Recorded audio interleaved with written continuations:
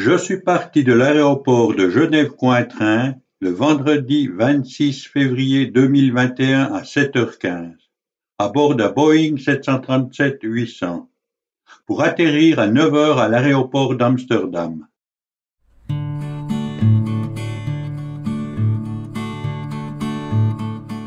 J'ai décollé d'Amsterdam à bord d'un Boeing 777-200 à 10h15 pour atterrir à l'aéroport de Quito le vendredi 26 février 2021 à 16h15, soit avec le décalage horaire de 6 heures, un vol non-stop de 12 heures.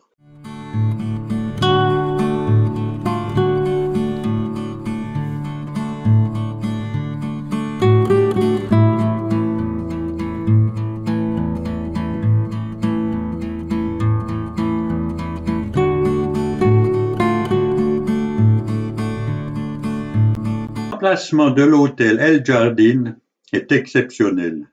La traversée du pont piétonnier sur la rivière Puyo vous transporte dans une autre dimension.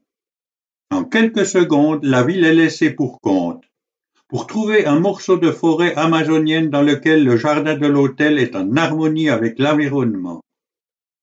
Le murmure d'un ruisseau vous accueille et les jardins colorés vous invitent à vous détendre et à vivre une expérience agréable.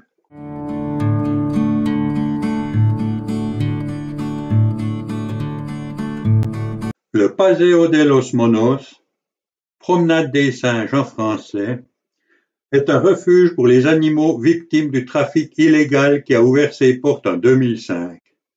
Basé à Puyo, dans la province de Pastaza, le site est ouvert au public qui peut venir admirer ces magnifiques animaux. Dans ce sanctuaire, ils hébergent plus de 200 spécimens, orphelins ou blessés. La promenade des singes est le seul endroit où vous pouvez discrètement observer les singes qui se suspendent et sautent dans les arbres et être accompagnés par les coatis pendant la promenade dans la jungle.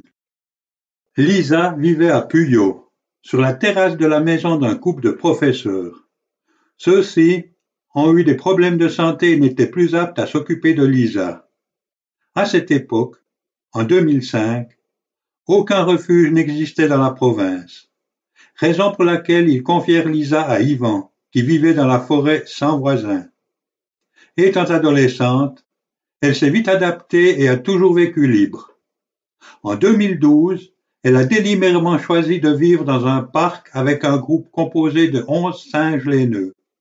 Lisa a 18 ans et son espérance de vie est de 25 ans.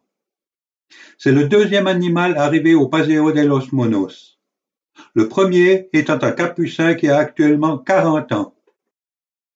En 2005, un Indien Waorani, accompagné d'un guide touristique, confie un singe capucin à Ivan. Boggy, qui en langue Waorani veut dire capucin, souffre d'une forte arthrose due à une électrocution, accident typique des singes qui vivent en ville et qui montent en haut des poteaux électriques. Il a des gencives infectées. En effet, chez les Waorani, il a tué un chien, ce qui lui vaut d'avoir les 4 canines coupées avec une pince. Chez le vétérinaire, on procède au retrait de ce qui reste des dents pour stopper l'infection. Buggy est toujours là, avec ses pattes tordues. Et malgré ses 40 ans, il continue à vouloir nous effrayer avec ses canines qu'il n'a plus. Immortel, le Boggy. Les menaces principales pesant sur le capucin moine sont la déforestation et la pression exercée par les activités humaines, dont le braconnage. Leur espérance de vie est, avec les meilleurs soins, de 45 ans au maximum.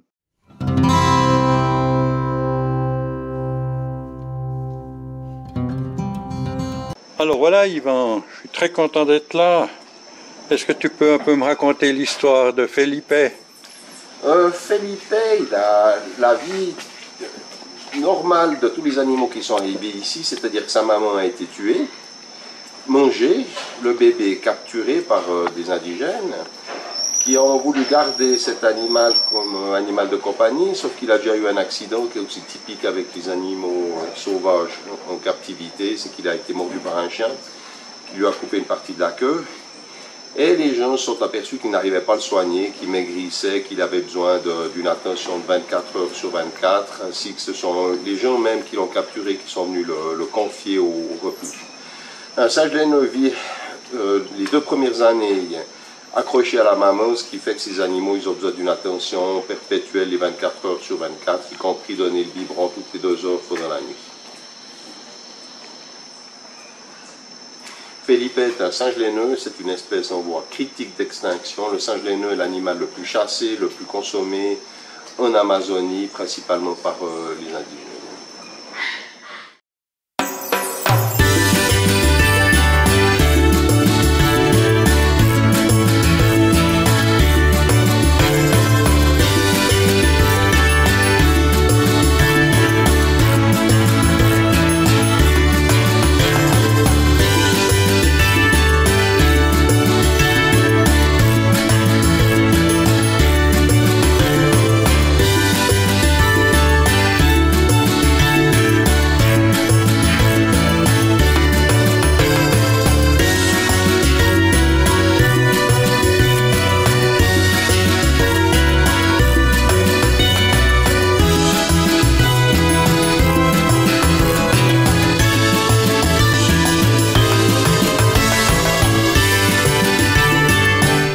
Les tortues à pattes jaunes se trouvent dans les zones de forêt tropicales profondes et humides du sud de la Colombie, de l'Équateur, du Pérou et du Venezuela. Elles possèdent une carapace généralement beaucoup plus bombée que les tortues aquatiques et des pattes massives munies de griffes. Les tortues sont extraites de la nature pour la consommation ou pour être vendues comme animaux de compagnie. Celles qui sont destinées à être mangées ont souvent un trou à l'arrière de la carapace, car les gens les retiennent par une ficelle. Les tortues ne peuvent pas pleurer, mais ce trou leur fait aussi mal que si l'on nous perçait un ongle. Elles sont normalement confisquées par le ministère de l'Environnement qui les confie au Paseo de los Monos. Aujourd'hui, une quinzaine de tortues retrouvent la liberté. Les fonctionnaires du ministère de l'Environnement les transportent dans un centre nommé Sacha-Yacu, à 30 km d'ici. Il s'agit d'une famille d'indigènes possédant un énorme terrain sur lequel ils ont décidé de faire de la conservation. C'est un petit singe de taille mince qui mesure de 30 à 50 cm de long. Sa queue est aussi longue que son corps. Son poids est d'environ 600 grammes. Il n'a pas de griffes, mais des ongles. Le singe écureuil vit dans les forêts tropicales d'Amérique du Sud et d'Amérique centrale, dans les grands arbres à 30 à 40 mètres du sol. Pour son alimentation, il se nourrit d'insectes, de fruits, de bourgeons, de mollusques et aussi de grenouilles. Il ne descend jamais au sol, sauf pour aller boire, jamais seul, toujours en groupe. De la flore amazonienne, Jardin botanique des orchidées, est un modèle de conservation de l'environnement. Créé en 1980 à Puyo, il est devenu l'un des attraits les plus importants du pays en raison de son contenu scientifique, environnemental et culturel grâce à l'initiative de M. Omar Tello et au soutien inconditionnel de sa famille.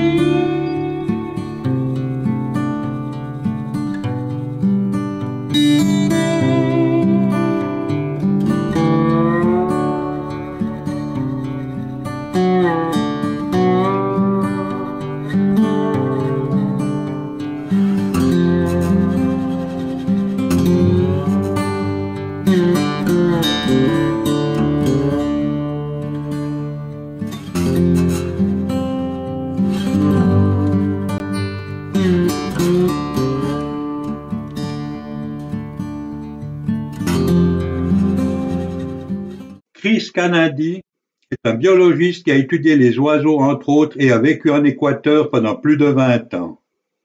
Il dirige maintenant le jardin botanique d'Oma Ere avec sa femme Chouar Teresa. Est-ce qu'il existe encore des réducteurs de tête en Amazonie? Oui, ils sont les chouars. Les chouars sont les réducteurs de tête. Dans l'actualité, ils ne le font plus en général. Majeurement, dans l'actualité, ce sont les criminels qui font la réduction de tête pour vendre dans le marché noir. Oui, mais il sait exactement comment faire. Et ça se peut que les politiciens équatoriens exagèrent un petit peu plus les choix pour venir à réduire la tête. Oui, bien. Et cet arbre s'appelle Guayusa. C'est un parent très proche du hou et de yerba mate que les Argentins boivent tout le temps. Il a beaucoup de caféine, il nous donne plus d'énergie.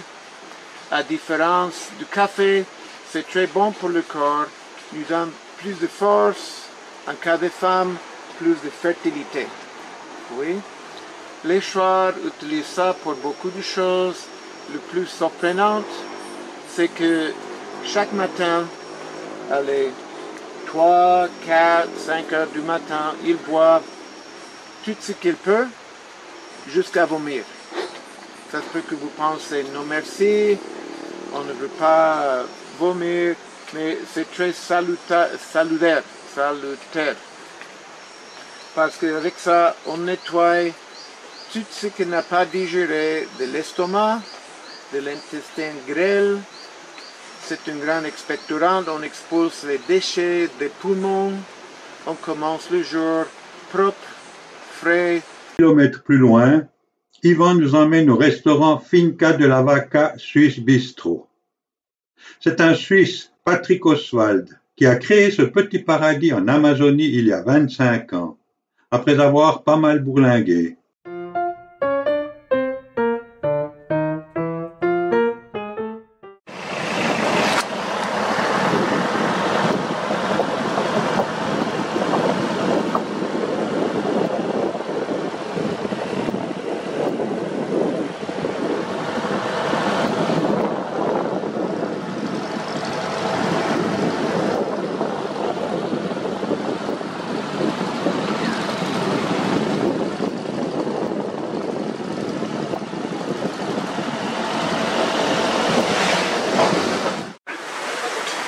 Bienvenue à la Finca de la Vaca. Eh bien voilà, après 30 ans en arrière, après les clôtures de Lausanne, je me retrouve ici en pleine jungle, en pleine Amazonie, un petit paradis en Équateur, la Finca de la Vaca, Swiss Bistro.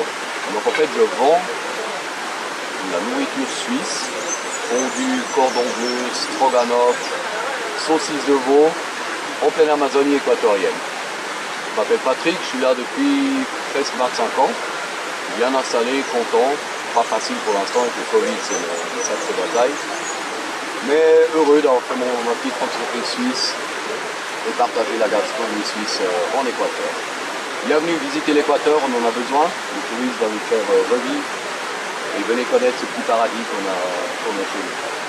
Bienvenue!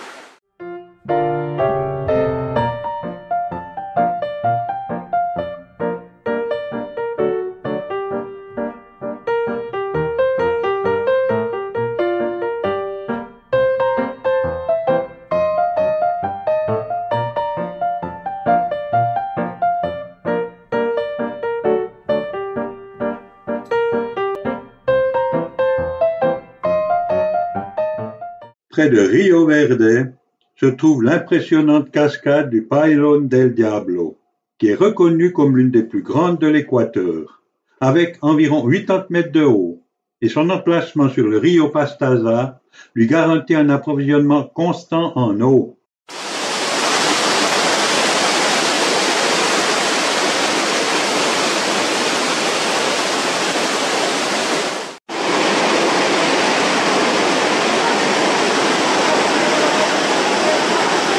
Le désert de Palmira est une zone aride et désertique, où le sable prédomine, située sur un petit plateau élevé dans les Andes centrales de l'Équateur. Ce lieu merveilleux appartient à la paroisse de Palmira de Valos, du canton de Guamote, et se situe entre 3250 et 3430 mètres.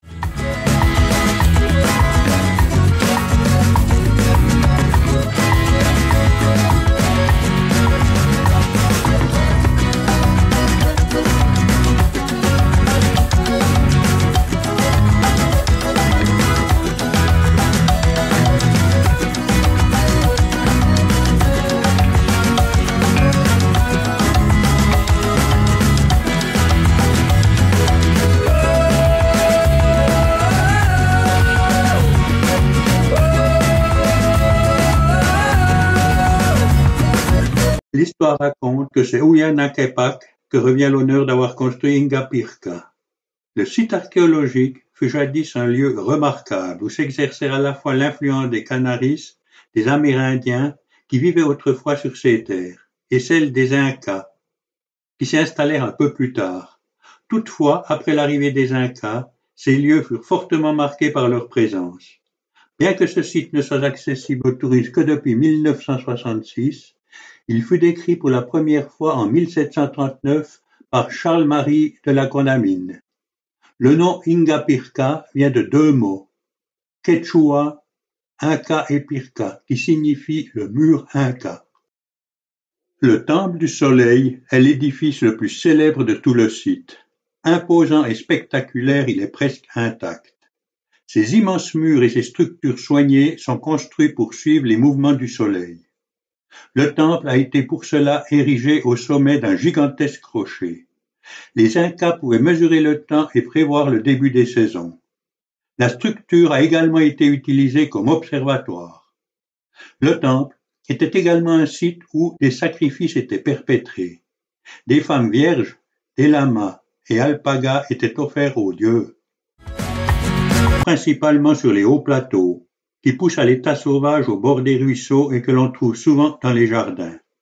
Ces feuilles et ces tiges ont un jus acide, semblable à celui du citron, et selon nos coutumes et croyances, sucer son jus désaltère et nous redonne de l'énergie. Préparé en infusion, c'est très bon pour la toux et les maux de gorge. Le cactus, dans notre région nous l'appelons penco. Graver les noms des amoureux dans un cœur est un gage d'amour et la preuve qu'ils étaient ensemble. Entre amis et visiteurs, l'intention est que ceux qui le lisent savent que nous étions en visite à cet endroit et d'une manière ou d'une autre, immortaliser nos noms. Le complexe archéologique d'Ingapirca abrite la Cara del Inca, visage de l'Inca. Cette formation rocheuse serait la raison pour laquelle les Incas ont choisi ce site particulier pour construire leur célèbre temple du soleil. Apparemment, ils pensaient que le visage de l'Inca les surveillerait et les protégerait de tout mal. La ressemblance frappante du rocher avec un visage humain ne manquera pas de vous étonner.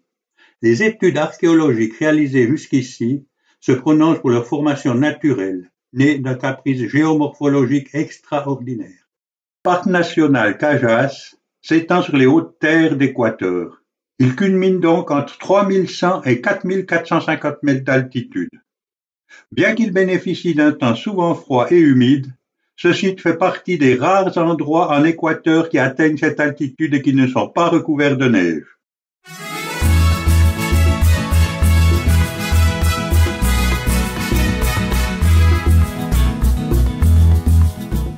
Le parc se démarque surtout grâce à ses nombreux plans d'eau. Il en héberge 786, dont environ 165 grandes lagunes glaciaires et près de 621 petits lacs. Chaque vallée est ainsi reliée par de petits ruisseaux. C'est l'une des plus importantes sources d'eau de la région. Ces lagunes donnent naissance aux rivières Yanunkey et Tomebamba, qui traversent la ville de Cuenca.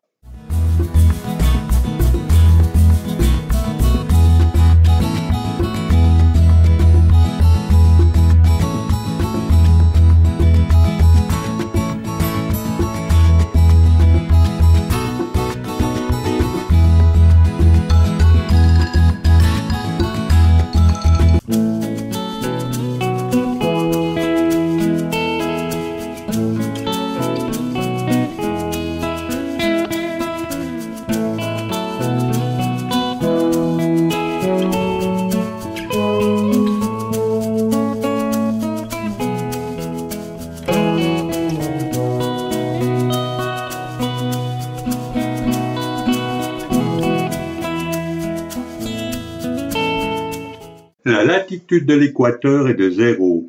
Sa position est établie par les mesures faites par la mission géodésique française.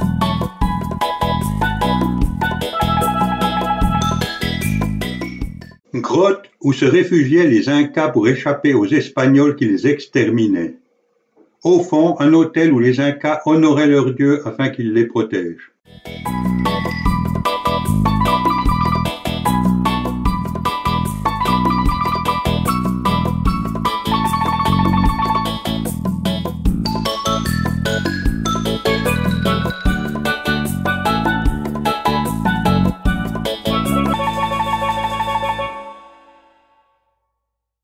Le majestueux mont Quilotoa se perche à plus de 3914 mètres d'altitude. À travers le temps, il s'est transformé en un lac de cratère de 9 km de largeur et de 250 mètres de profondeur, adoptant une couleur verdâtre en raison de la dissolution de minéraux. Sa partie nord se perche jusqu'à 3810 mètres d'altitude, alors que la partie sud-est grimpe jusqu'à environ 4000 mètres d'altitude. Il a été formé il y a environ 40 000 ans. Selon la légende locale, il doit son nom à une princesse de la région. Sa dernière éruption remonte en 1280. Très violente, cette éruption catastrophique entraîna l'effondrement de la caldeira et par la suite la formation du lac de Quilotoa.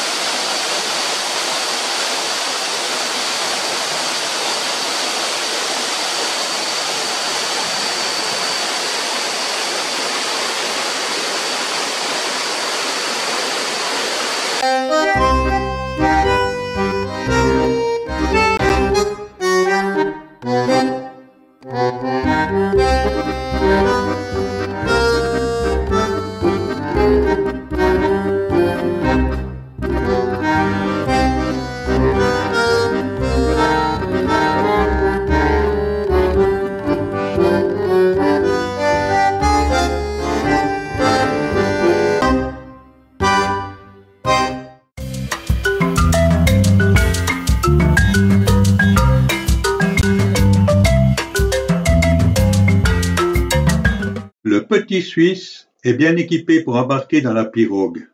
En effet, le soleil tape et pour la nage ce n'est pas terrible, alors que les Indiens, eux, sont dans leurs éléments.